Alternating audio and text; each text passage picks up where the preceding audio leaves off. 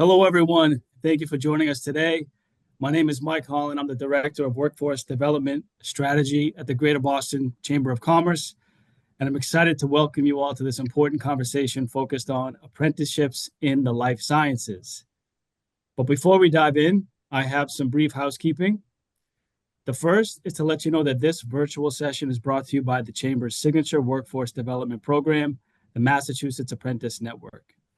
The Massachusetts Apprentice Network brings together employers, training and talent providers, and community-based organizations that are committed to expanding the apprenticeship model throughout the Commonwealth, both as a way to help employers solve their current and future workforce needs, and at the same time creating more pathways into wealth-building careers for the region's untapped talent.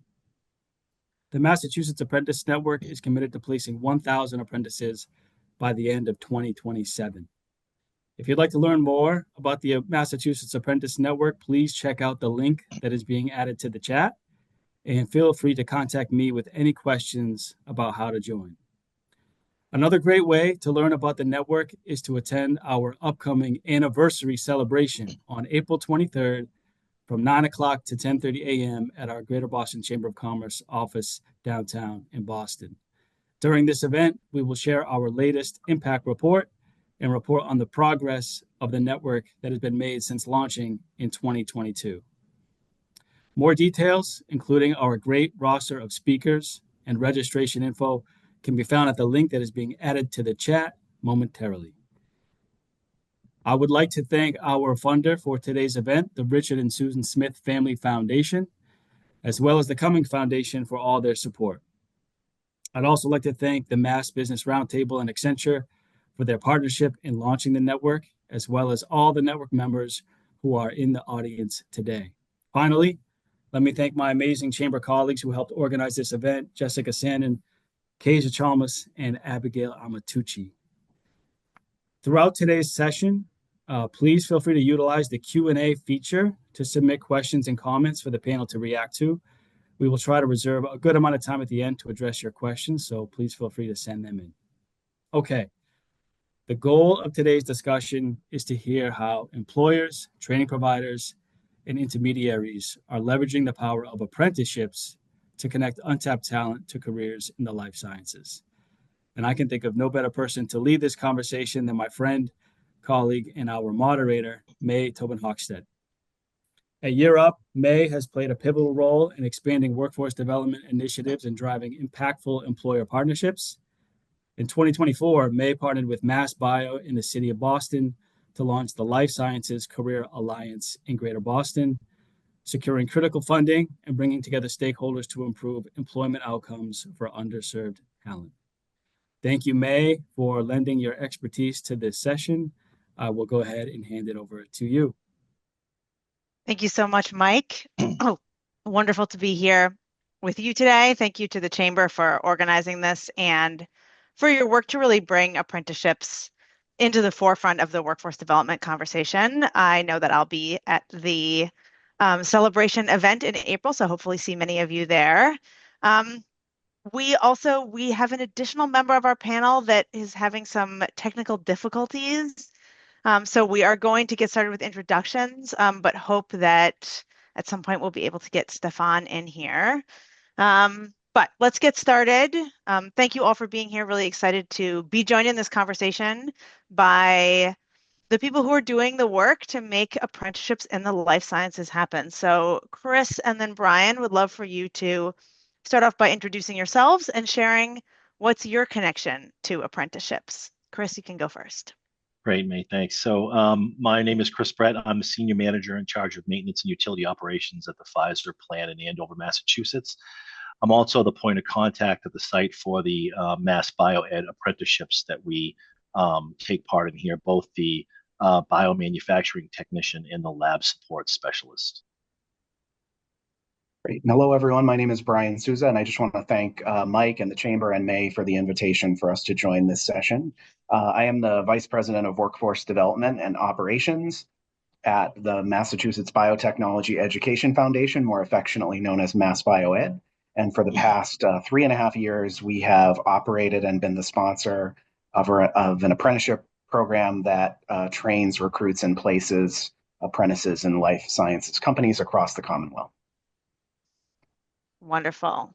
So, Brian, let's start with you. Can you tell us a little bit more about how the apprenticeship program works? How do you recruit candidates? Give us like the 2 lines on the training. What's the employer experience?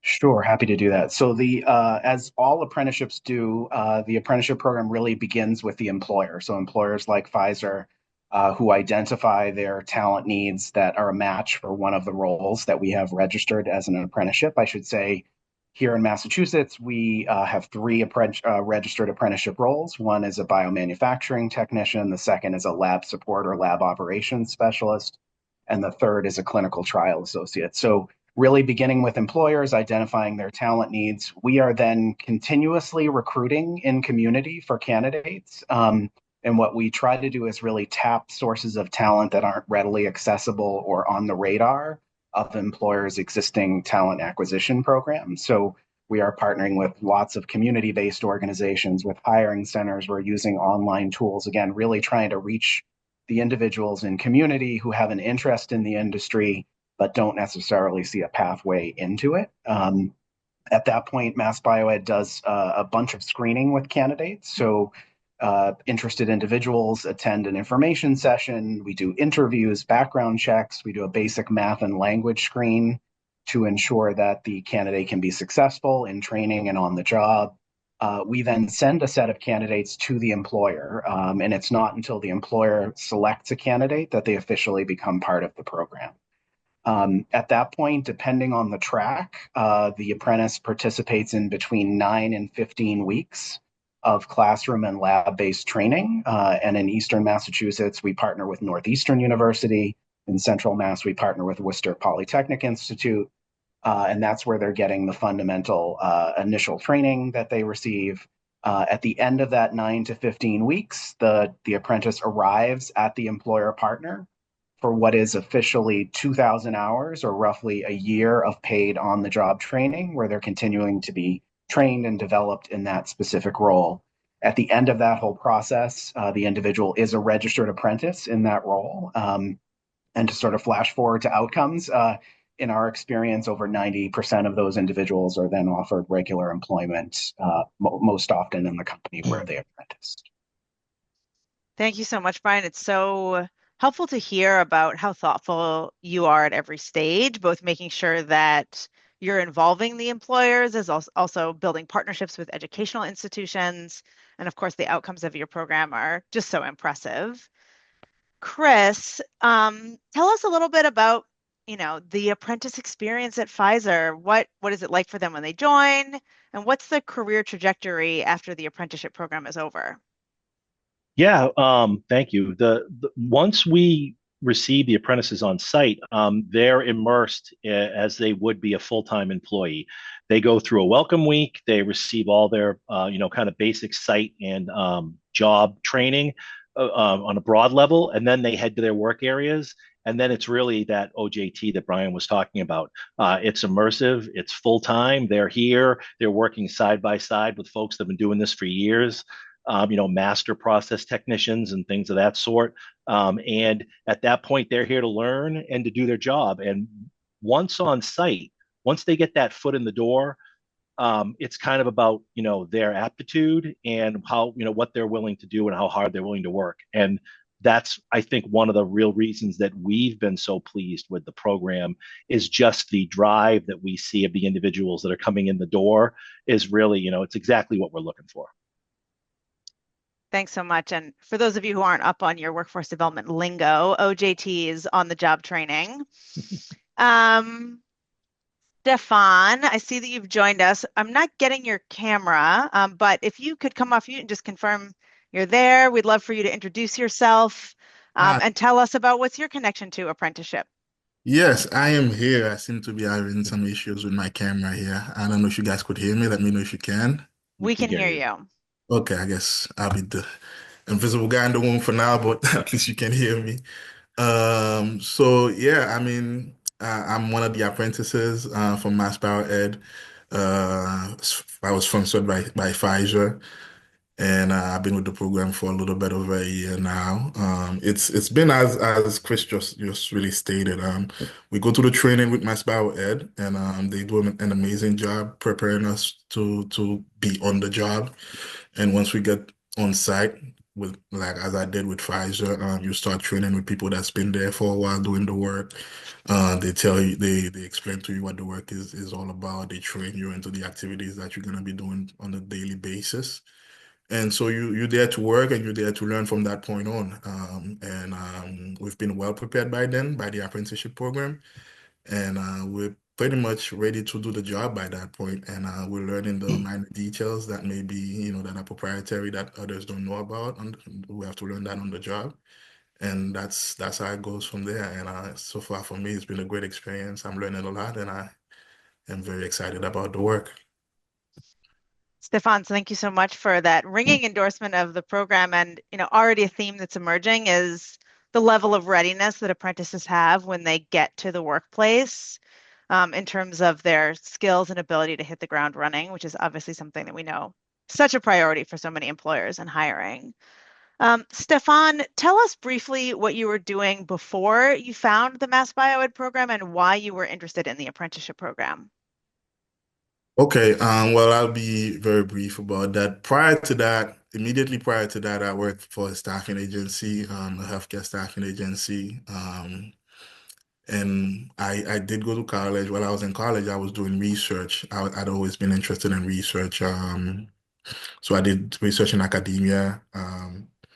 And after college, my career path went a different route. I went into insurance sales, and then, as I said earlier, I went into working for a healthcare staffing agency. But I always wanted to go back to being in the research industry or biotech industry, life sciences. And it because I guess this is my understanding, this is my thinking of it. Because of my path had carried me so far away from having done research in college to where my career was at the time. It seems to have been difficult for me to land a position in the biotech industry. And once I found out about the program, I was very excited. I could see it, for what it was, which is a great opportunity. So I applied for it, and I got accepted, thankfully, and I was very excited about that. And I interviewed with Pfizer. They sponsored me. That was great. And so from then, I went into the program, prepped, and eventually started working at Pfizer. So that's sort of the gist of how I ended up here today. Thank you so much for sharing your journey and your career path, which, like so many of us, doesn't follow a linear, one step following the other immediately obvious. And I think that's such a key aspect of workforce development programs is, when you don't follow this most obvious path, that shouldn't mean that the path is completely closed off to you. And, as your interest grew, the Mass Bioed program is a great example of how we can kind of create those opportunities to respark your interest and bring all of your different experiences to a place like Pfizer. So let's shift a little bit to talking about the apprenticeship model and the benefits. You know, the apprenticeship model is a growing movement. We see all across the country, there's more and more talk about apprenticeships beyond the trades and really how this can be a key workforce development strategy. We also know that breaking into the life sciences industry without advanced credentials can be a challenge. This is an industry where you have a lot of leaders with multiple advanced credentials. And so access for those, even with a bachelor's degree, can be challenging. Brian, tell us a little bit about what you think the benefits of the apprenticeship model are as in the life sciences. And I'm also interested to hear about the registered apprenticeship model and how you think that that level of effort that you've put in to get it registered adds value. Sure, yeah. So, a little bit of preaching to the choir at the beginning, but as this audience knows, apprenticeships are really the world's oldest workforce development program in many ways. And, for hundreds of years, they were just in the trades and the craft. And it's really only in the last decade that the model has been applied in the technology sector, and really only in the last 5 years in the life sciences. So, to answer part of your question, I would say time-tested model for really building skills and helping to build a workforce. I would say on the apprentice side, the benefit is really about opportunity. I think apprenticeships provide, as Stefan mentioned, an opportunity to quickly gain what are industry recognized knowledge, skills, hands-on experience, and to do that while operating in a learn and earn model so that they're actually working on the job and earning a sustaining wage while they're learning. I think apprenticeships for apprentices also represent an alternative path for those who are unable, for a variety of reasons, to pursue a higher education pathway. And also for adult career changers who are already in the workforce, apprenticeships are often the entry point onto an entirely different career path. So I think the benefits for the apprentices are many. On the employer side, I would say that, and Chris can speak more to this certainly, that apprentices provide a reliable source of skilled talent for entry-level roles that we know can at times be difficult to fill. Apprenticeships, I think, help employers meet their talent and sometimes diversity goals by tapping into sources of talent that aren't necessarily on the radar of companies. And then I would say just the apprenticeship model versus sort of a generalized training model. Apprenticeships are providing role-specific training, really, to help someone be ready, as you said earlier, to hit the ground running for a very specific role. I guess the last thing I would say is, I think what makes apprenticeships so unique and wonderful is that they are really a shared investment between an individual and an employer. Individuals like Stefan, in many cases, are investing their entire career trajectory in a specific company. And the companies in return are investing time and money and resources, sometimes up to 18 months of training into that individual. And I think what we see on the other end of that is that it really results in a real sense of partnership, loyalty, retention, commitment on the part of both the employer and the apprentice. And I think that's unique in the work world today. Thanks so much, Brian, and great transition to my next question. Chris, really interested to hear from you about that ROI.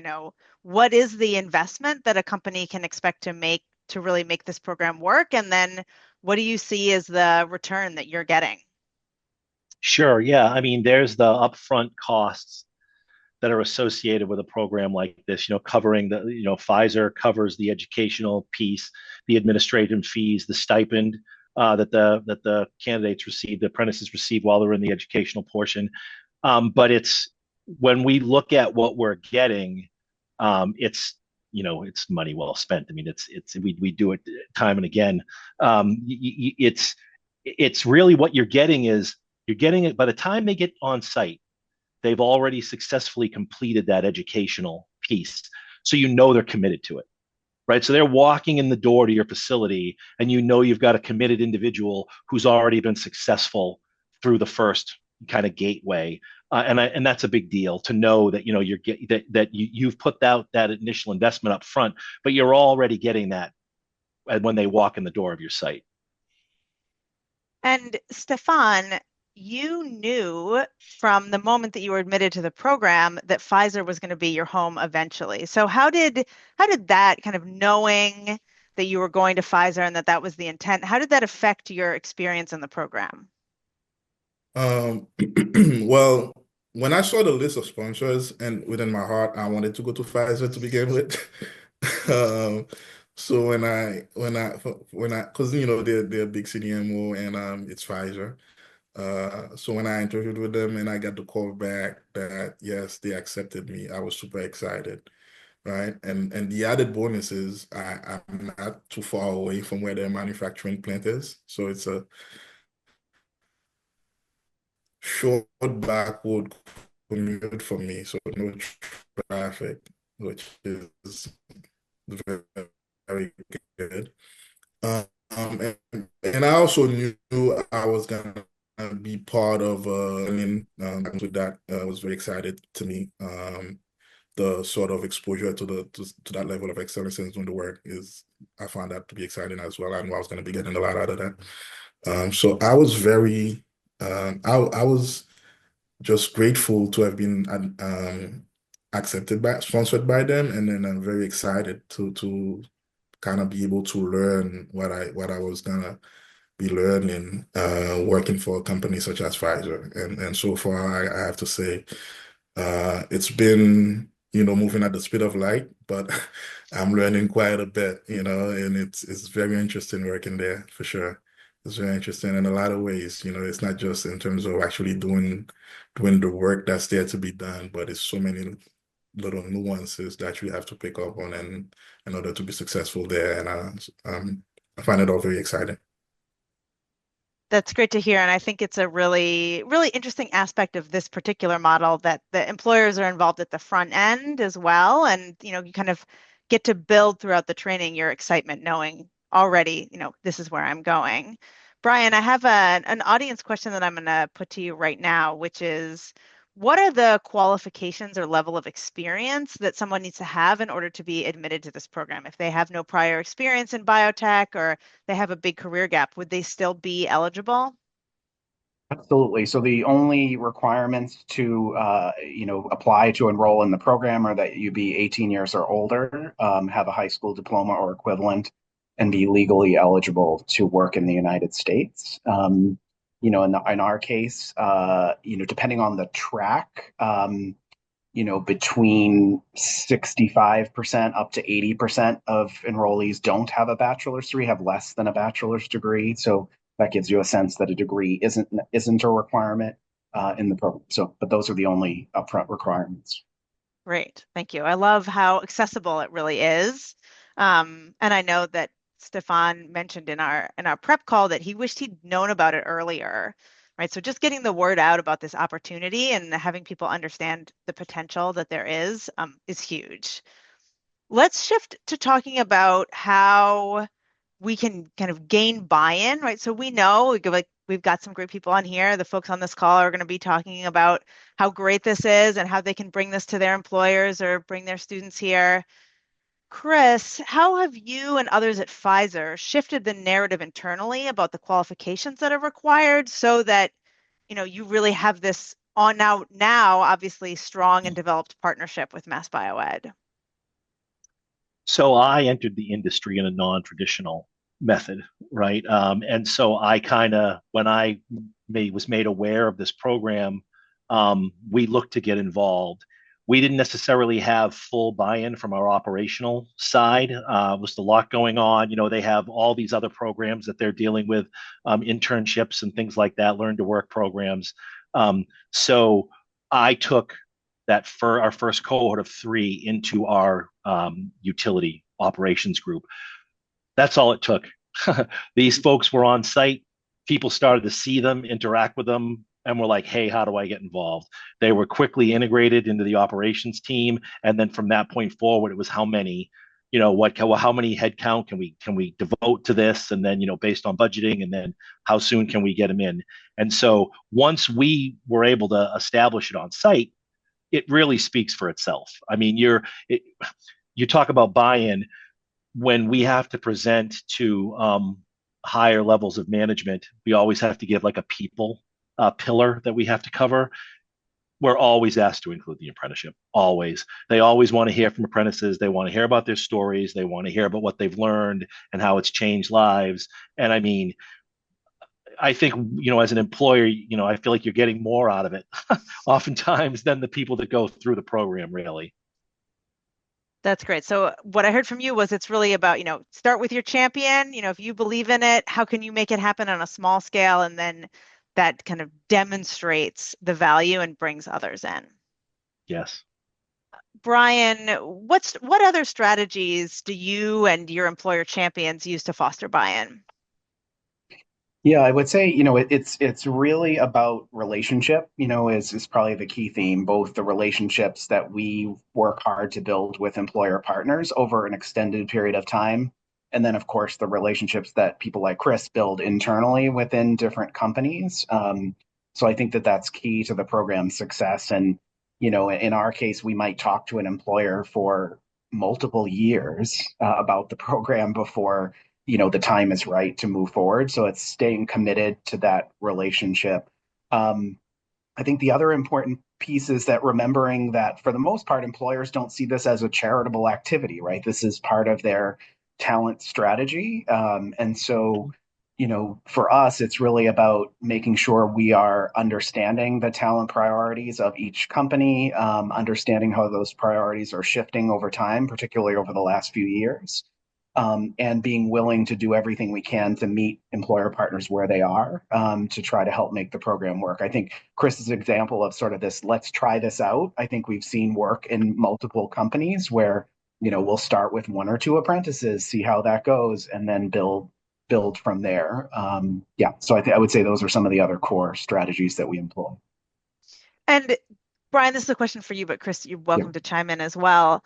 How do you think the current political moment and uncertainty around federal funding is affecting employer interest in apprenticeship programs? Are you seeing more conversations there, or do you feel like generally people are continuing? I think, at least at the moment, what's happening at the federal level, it feels like it isn't directly impacting the apprenticeship program. I think, certainly the uncertainty is having other impacts within the industry. But for the most part, I think so long as employers still have demand for talent, then an apprenticeship model can still have a role to play. Yeah, agreed. I think what Brian just said there is exactly the case. Great. Well, that's great to hear that, I always say uncertainty is really difficult for the world of workforce development since it's all about understanding needs, planning and training and getting people ready for those jobs. So it's hard if you don't know what jobs there will be. But it's great to hear that the investment in apprenticeships isn't really affected by some of the uncertainty. So, Brian, you've shared some impressive stats. The enthusiasm from everyone on the call is amazing. It's really great to hear about, what I like to call the win-win-win, right? Everyone is benefiting, everyone is appreciating this. And of course, I would be remiss if I didn't mention the work that I've been doing in partnership with you, Brian, of course, to launch the Life Sciences Career Alliance. With MassBio and the City of Boston. And really the core goal of that work is to grow the workforce development ecosystem. So find new partnership opportunities, make it even easier for talent like Stefan, make it even easier for training programs and employers to find each other. So I'd love to get all of your takes on how do we get more people involved in this? Stefan, I'll start with you. How can we reach more people in the community to let them know about these programs and opportunities? Yes, I think that's the key question, really. As I mentioned in our call, I'd wished that I'd found out about the program a lot sooner. And so I think visibility is a big part that needs to be, that we have to focus on and getting the word out there that such a program exists. Because I believe there's a lot of people that could benefit from it. And it's looking at the margins that you could sort of kind of move forward. Societies. Like when I became part of this program, one of the great things that MassBio does is that it was it was a different group. Everybody was their own individual in that room, you know. And when we started working together, we quickly realized, number one, why they were in the room with you.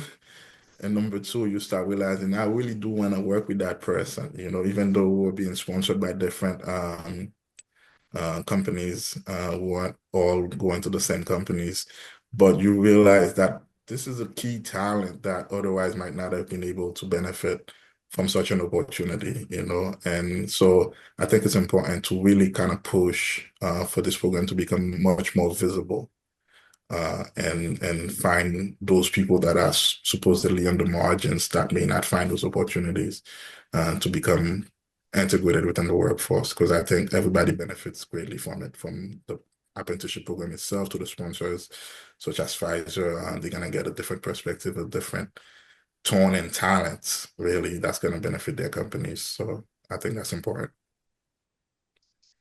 Brian, what opportunities do you see for organizations like MassBioEd to partner with other training programs, other education programs? Where do you think there's the greatest opportunity in partnership? Yeah, I think it's, so obviously the new group that you're up in MassBio are running is a part of that, right? Just having a space where we can all come together to understand one another's programs and to understand sort of the common challenges that we're facing and opportunities, I think can't say enough about how much having that platform and space has meant to us. So I think that's a key part of moving forward with in a collaborative way. I think another piece is there are a number of programs out there today, greatly and in a wonderful way, that provide different kinds of opportunities. And ours is the only or one of the only apprenticeship programs, but there are a number of similar pre-employment trainings where individuals are getting either generalized training for the life sciences or in some cases specific biomanufacturing training. Um, so really just us understanding among ourselves the unique value of each of these models. And that certainly on a good day, there's enough employer demand to sort of fill all of our programs. So I would say those are the core areas of collaboration, just understanding the unique role that each program plays in the ecosystem and continuing to focus on building new employer relationships, because that will always be sort of the key piece of the puzzle in terms of placing people in jobs, whether it's through apprenticeship or through some other kind of training. Great. And that's again, great segue. Chris, how can we share the good news with more employers? What can we do to really, if there was a future where every biotech company in Greater Boston knew about this kind of opportunity and was using programs like Mass Bioed, what can we do to get there? Yeah, right. Bring the word to the street, right? Is kind of what we're talking Yeah. about. It's kind of been mentioned. There's a lot of folks out there that don't even know that this is a career path. They don't know that it exists, right? And it's amazing how sometimes just that getting out there, we've found, say, an example that like veterans, this is a great thing for people transitioning from the military. They're used to working on teams. They're used to, a lot of the same type of things, right? How do we get veterans funneled into a program like this? Or, that's just one example. I mean, it's really about right now it's been a lot of word of mouth. We're having a lot of apprentices come to us that they heard about it from another apprentice. Great. Anything that I love all the ideas about how do we get more? How do we bring more people in?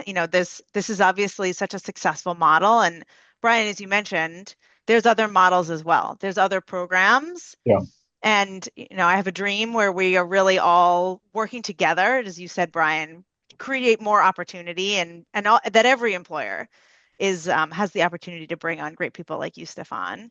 We have a few audience questions. So one question that I have is, what are some of the other challenges that, maybe Brian, we'll start with you. What are some of the other challenges that you're facing in operating the program? Yeah, so as has probably been implied on the call so far, I think the biggest challenge at the moment is some of the dynamics in the industry. Certainly if you look at the numbers, we've not seen a downturn in employment. The Massachusetts continues to grow its life sciences workforce, but we have seen a plateau, and certainly all of us have likely read about layoffs and other things over a period of a year or more now. So I think that is our biggest challenge, because an apprenticeship model starts with the employer and starts with a job. When we're in a market where there are fewer jobs, it's harder to find employer commitments. So I think, without question, that's our biggest challenge. I think we're fortunate in partners like Pfizer and others to have employers that are still actively growing and at the table to support the program. We're still adding new employer partners to the mix, those that are at the stage of, hey, we'd like one or two to try it out. So that's all good. But I think generally speaking, it's a harder sell, I would say, at the moment. And some of that's to do with timing, because a commitment to an apprentice is often an 18-month commitment. Like you're trying to project ahead that I have this talent need a year and a half from now. And so, in an environment where there are reductions and pausing and hiring, it's hard for employers to commit that far in advance. So that would be the biggest challenge. And there's not a whole lot we can do about that, I would say, other than what we are attempting to do, which is stay with our employer partners and try to meet them where they are, and also to try to scale our program to match the current demand. I think the only, other challenge, and this is less a challenge, I would say, and more a reality, which is our apprentices, like all of us on the call, are real people with real challenges in their lives. And so while this program works really well most of the time, certainly our apprentices run into challenges. So there are times when, an apprentice leaves the program partway through or doesn't work out. And usually that's fine for everyone. I would say it's a challenge when we're just starting off with a company and they'll say, we'll take one or two. And that one or one of those two doesn't work. So then it becomes kind of a harder sell after that. But generally speaking, I think employers come to this program with an understanding of the population that they're attempting to bring into the organization and the realities of their lives. Stefan, are there any challenges that you faced at any point during the program? And if so, what helped you overcome them? Yes, I think part of the last bit that Brian mentioned is a real thing. I have someone that I became very good friends with in the program that I had to leave early because they had to move away because of their family. So that's something that happens. For me personally, some of the challenges that I've faced is really just I've worked in by now in three different parts of the company and each. So I've been in media, buffer, and I'm in cell culture. So each one of those section of the production line is its own challenge. And you have to adjust to it in real time. And it's been a little over a year. So making that adjustment each time is it's been challenging and it's very important to do so to be effective, really. So that's sort of what I've been faced with as a challenge. But I've taken it on and it's been great working with the folks that I've had to work with and how they just sort of help me along and making those adjustments and learning the work. The other part of it is, and I think this is what we're all discussing here, is the confidence for the apprentices, like as Brian mentioned, we all have real lives. And to commit to a program for a year and a half and to come out of it with sort of a apprenticeship, I guess, sort of license as opposed to a career is worlds apart, right? So I think the confidence for the apprentices to know that at the end of the apprenticeship program, they sort of have a place to learn. I think it's a real challenge that we all have to address, and I think having that confidence for apprentices, I think makes them that much better and being effective as workers and as part of the program. And Chris, what about you? Are there any challenges that Pfizer has faced over the years? When we first started, kind of playing it by ear, right? Because it was a new thing, but that, we were quickly able to adjust to that. And then more recently, just as kind of right sizing in the industry, the important thing is that, your hiring needs may go down as compared to where they were previously, for a while, but we still have them. We still have that need for a pipeline of talent. And so if we have to adjust, the numbers with the apprenticeship, we do so, but we remain committed. That's kind of what Pfizer's goal is right now, is to keep committed because we know it's something we believe in and we know it's something that has value to the organization. And, going back to one of the points earlier about the number of different programs that exist out there just here in Greater Boston that are all, probably all calling you, Chris, and asking, what about now? Can you make a commitment? What do you have available? What thoughts do you have for companies in terms of how do you pick the right program and the right relationships for you?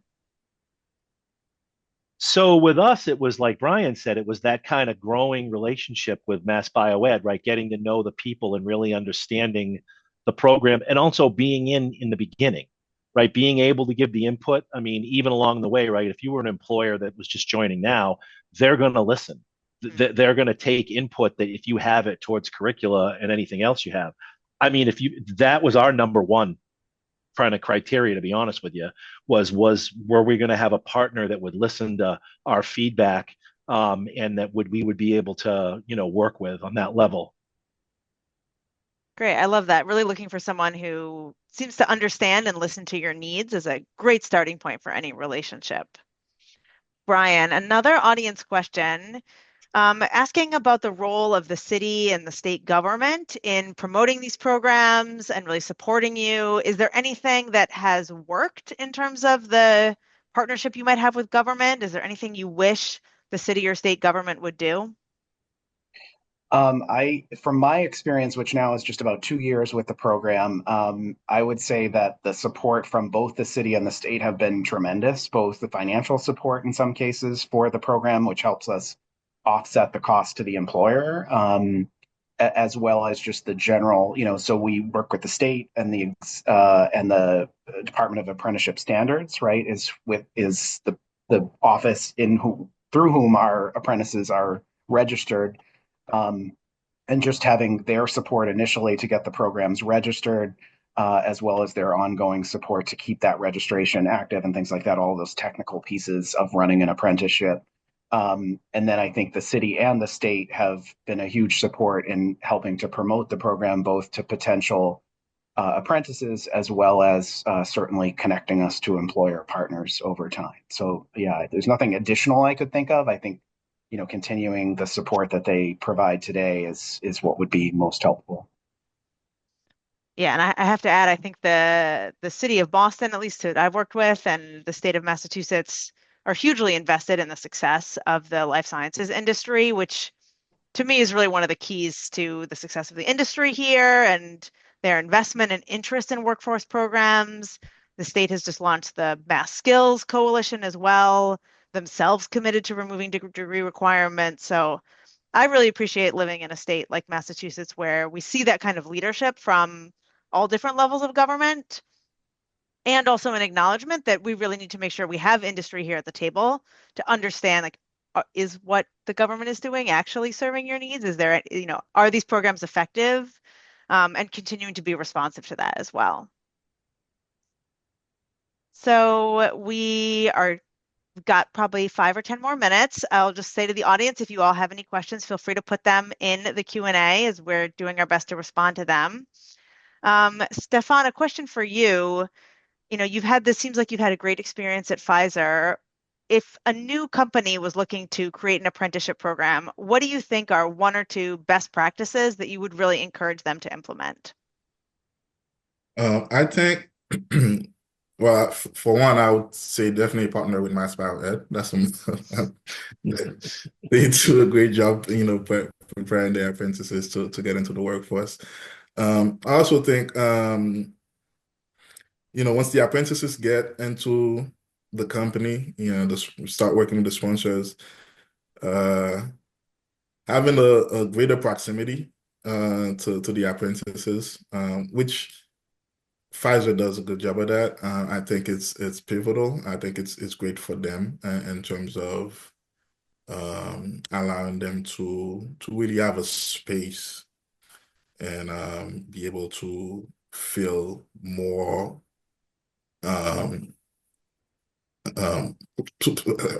be able to have landed in their own mind, have landed a position with the sponsors. I think that's key. So proximity to them to sort of have that support where they couldn't have someone to engage with. Because, for instance, when I first, as I mentioned earlier, I've been in 3 different sections of the company, and in each of those sections, most of the time they don't even know I'm an apprentice. They think I'm just an employee who's there. So it's a different dynamic, right? When they see you as an employee instead of an apprentice.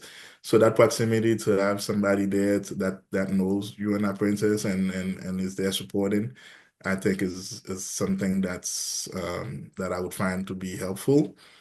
But also I understand, being thrown into the fire and figuring it out for yourself is also a good approach to hone in you as a great talent that's going to show up the company. That's just the key advice that I would give is maybe have more of a proximity to the apprentices, because not everybody's going to be able to push through it, especially as an apprentice in the ways that some of us have had to, right? So that's helpful. But I also know for a fact for some of the other apprentices that I've worked with, they've always had someone that they could reach out to with MassBioEd via email or phone call, etc. So that's been there on the MassBioEd side, but for the sponsor side, that could be an added value if someone was there for that as well. Thank you so much. I love the piece about being treated like an employee from the beginning. Yeah. feeling like you're really part of something.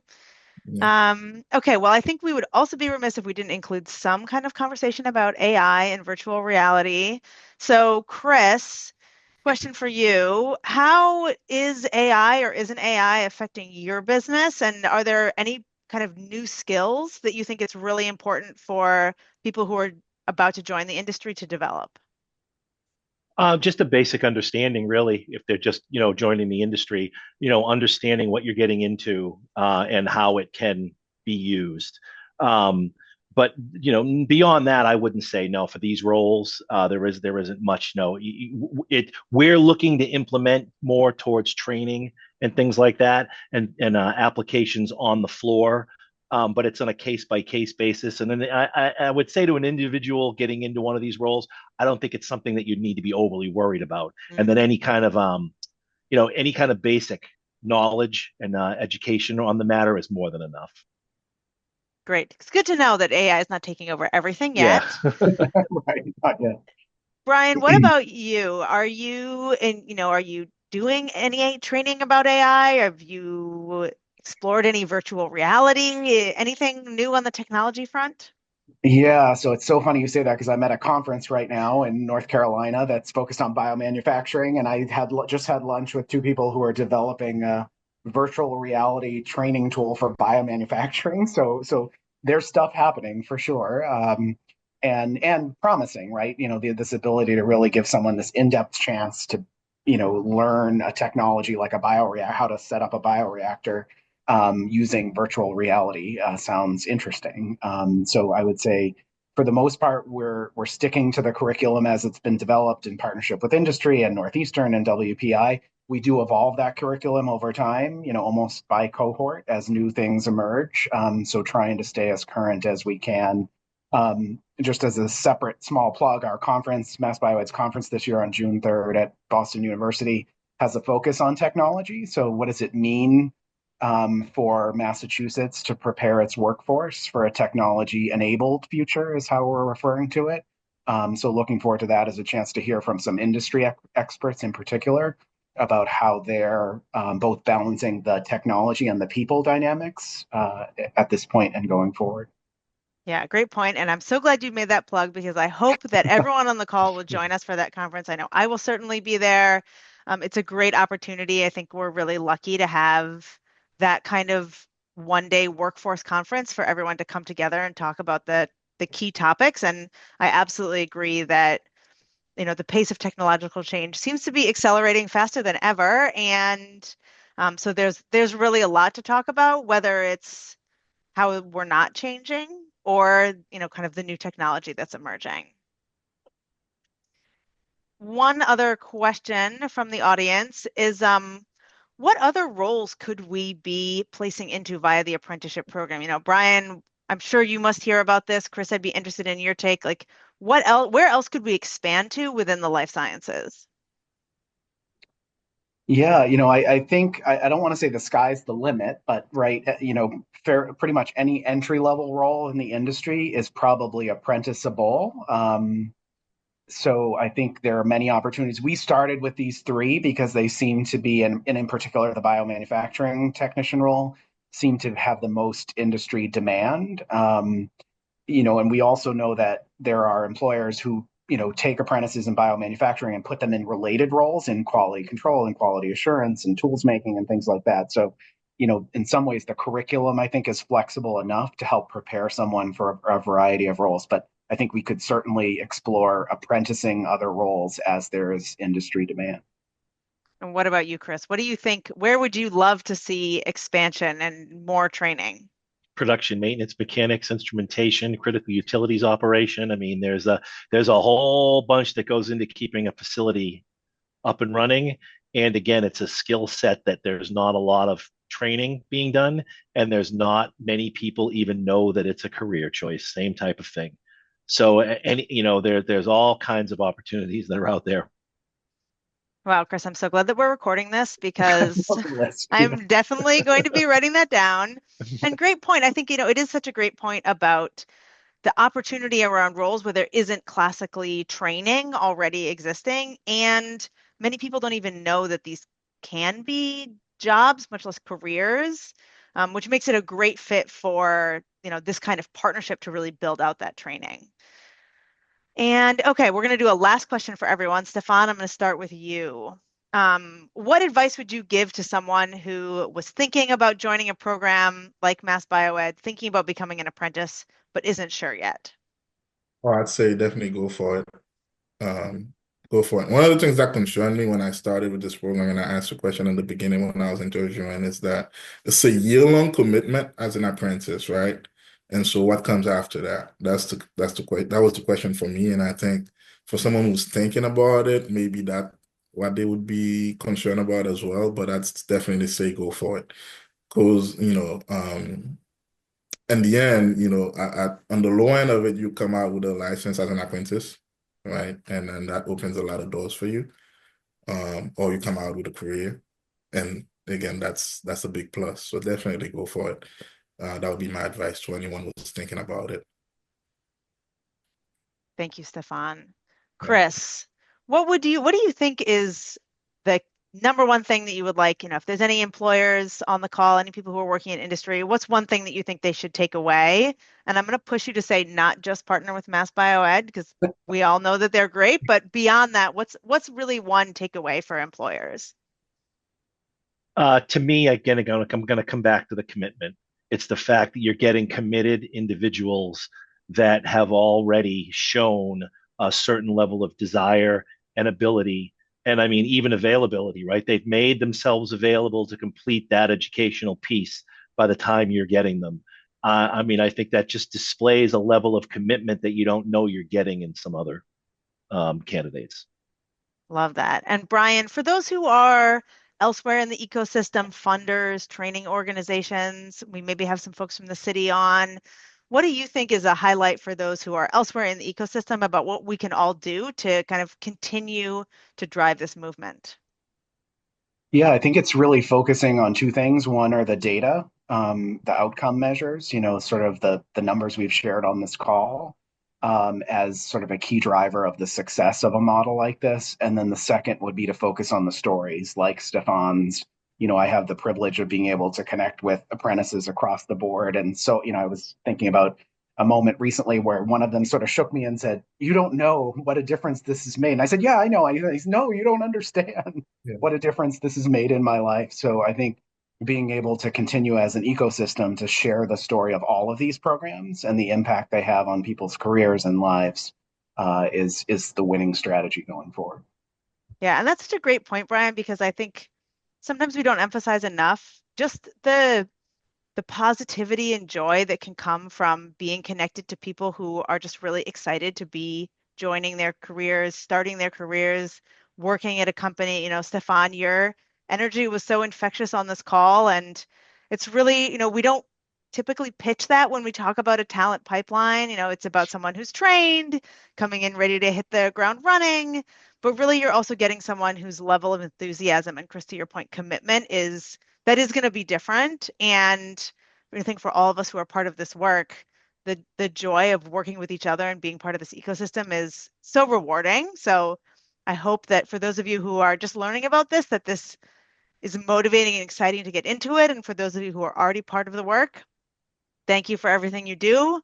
This is really a team effort. We saw here on the call how you all have worked together on the success of the partnership between Mass Bioed and Pfizer, and Stefan, your apprenticeship there, but also really lifting up this whole ecosystem is something that we're all part of. And with that, and I think this is very inspiring. It's been a great impact in my own personal life. I cannot even begin to share how much it's been impactful in my life. So when you see me being all bubbly about it, I think it's inspired. And I'm just being, grateful for the opportunity that's been in my world, really.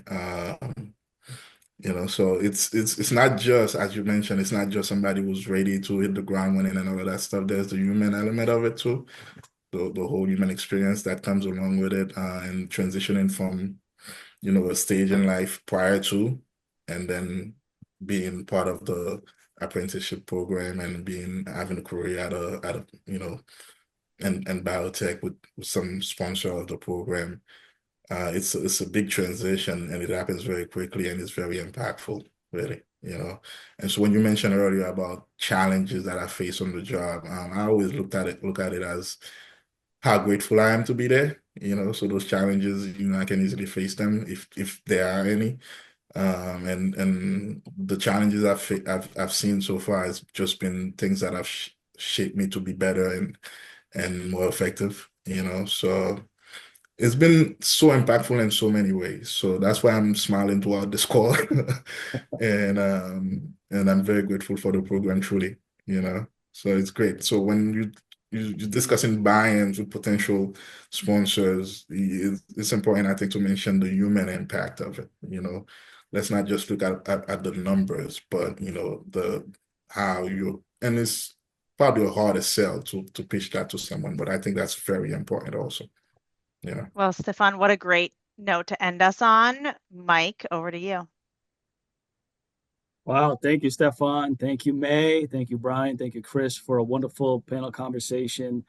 I'm feeling very energized right now. I hope the audience is as well. Please take this forward, pass it along to your colleagues, help us spread the word. We definitely want to increase apprenticeships in the life sciences throughout this state. As I said earlier, please feel free to contact me about joining our Massachusetts Apprentice Network. Maybe this is your first Apprentice Network experience and you enjoyed it. If you want to learn more, please follow up with me. And as I mentioned at the top, we will be having one of our signature events here at the Chamber on April 23rd, 9 a.m. to 10:30 a.m., celebrating the third anniversary of the Apprentice Network. So please join us, and we look forward to staying in touch. Hope you have a great rest of your day, and happy spring to all. Thanks, everyone. Have a great day.